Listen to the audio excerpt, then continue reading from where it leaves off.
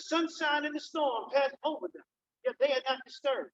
Stones and leaded monuments symbolize the affections of surviving friends and relatives, yet no sound proceeds from them, save for that thrilling admonition.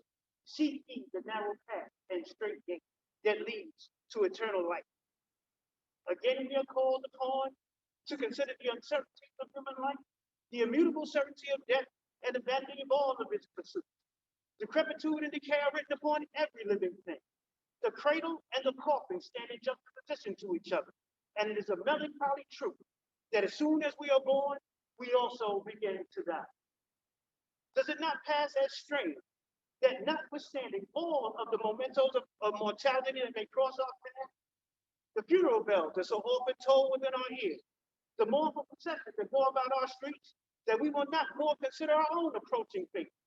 We go on from plan to plan, to design, and lay out the plans for the employment of many years of work, only to be alarmed at the sudden approach of the dread messenger of death, at a time when we may least expect it, and also at a time that we may feel may be the meridian of our existence. I ask you all, what then are the externals of human dignity? The pride of ambition, the dreams of wealth, the power of influence, the charms of beauty, or the innocence of youth, once nature had paid its just due. Fix your eyes upon this last sad scene, and view life, stripped of all of its ornaments and displayed in all of its crude meanness. And surely we must all be persuaded of the utter vanity of all pursuit. Here, the staff of the beggar and the scepter of the crown are laid side by side. While we drop a sympathetic tear over the grave of our deceased brother, I ask us all to cast the spoils about whatever they may have been. Also to consider the broad mantle of Masonic charity. Perfection on earth has never yet been obtained, and the wisest of men have gone astray. So I ask you all to suffer then the apologies of human nature for he who can no longer plead for himself. Our present meetings and proceedings would be vain and useless. They fail to excite our resolutions of strength, our consideration of character. But here in this place, where we have come to honor our most sovereign Grand Commander and our past Grand Master, all distinctions are washed away and all sins are forgiven.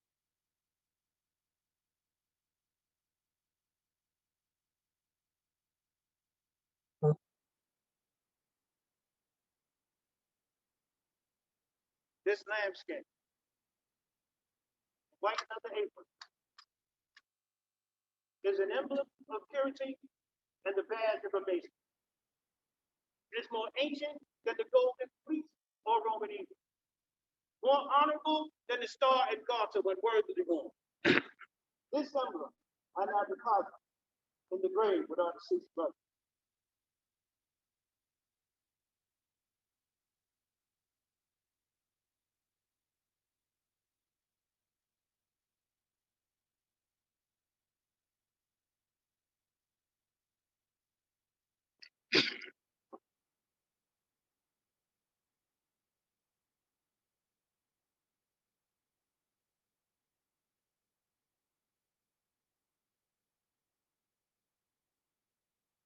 By it, we are reminded.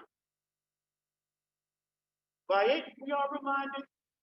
By it, we are reminded of the immutable certainty of death. The arm of friendship can interfere to prevent death's coming. Nor can all the wealth in the world purchase our relief. Nor the tears of friends and agony prevent death's coming. The matter, the coffin, and the melancholy grave admonish us that we too, with our frail bodies, must molder in its parent dust. This evergreen, which once marked temporary resting place of the illustrious, is our emblem in the belief of immortality. We believe that with each of us, there is an immortal part which shall survive the grave and which shall never, never, ever die. This emblem, I too deposit in the grave with our deceased brother.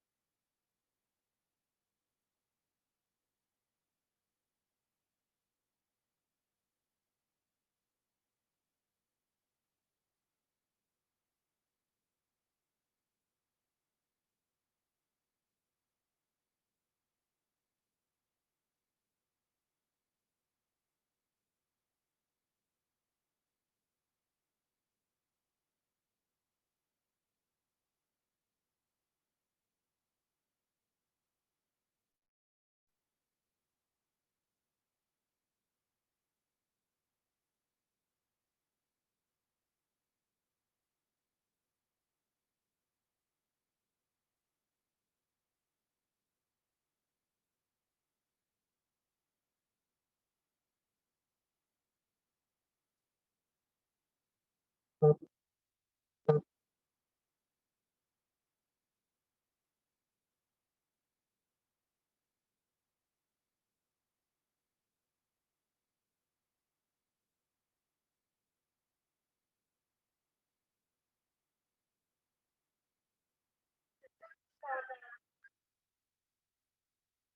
until the trump shall sound on that resurrection morn, knowing cheerfully and confidently that we have left him in the hands of one who doeth all things well, glorious in holiness, fearful in praise, doing one.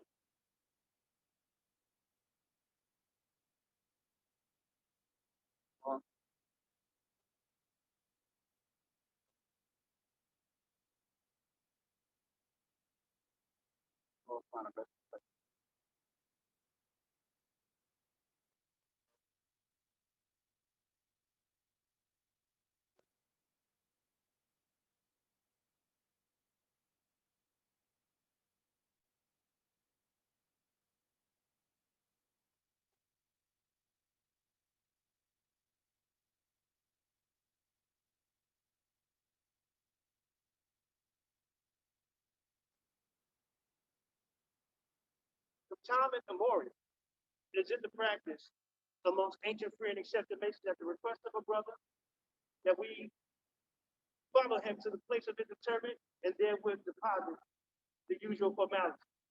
It is in commemoration to this request of our dear brother, whose name we revere and whose loss we now deplore, that we have assembled in the character of making to offer before the world our last public tribute of affection for him, thereby displaying our past esteem for our dearly departed brother, and also our steadfast attachment to the principles of our order. To the bereaved family, we have but little of this first consolation so far.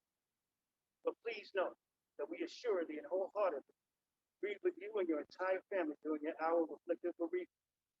But we can say this confidently, that we do believe that it is he who tempers the wind to the shore and land, looks down upon the widow and the father with infinite compassion, and it is he who will fold his arms of love and care and everlasting love around each and every one of us that believe. To the Danes family, thank you so very much for allowing us to share in the light. His path of dedication was epic. He's touched and affected several generations of upright men and women. Myself, and I remember coming in as a youngster back in 1993, and he gave his grandmaster's address. And I went up to him like he was a movie star, signed signed my paper and said, "You can do it." He was always encouraged, always willing to give a helping hand, always willing to impart knowledge upon us. And for that, we are grateful. Have every condolence, every sympathy, and you have the heart, mind of every brother, this organization, and quite important, to the man and a nation of all family, brothers of the prayer, sisters of the order, all of our brothers and sisters that are attending here at church today. We thank you for the opportunity to come before you with our last respect. So our pastor, future sergeant, grand commander, pastor, grand master, brethren, Son of God, the Son. So mote it be. So mote it be. So mote it be. So mote it be. So mote it be. And your recompense at the hour of the judge. Did you